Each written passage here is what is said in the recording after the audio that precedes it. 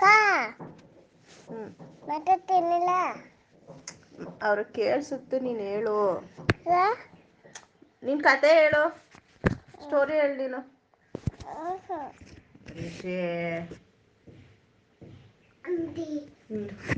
ಜೋರಾಗಿ ಹೇಳ್ಬೇಕು,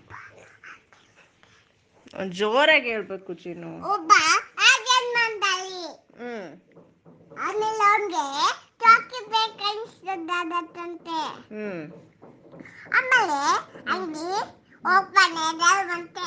ಏನು ಆ ಚಾಕಿ ತೊಗೊಳತ್ಲೆ ಅಂಗಿ ಹ್ಞೂ ಅಂಗಿ.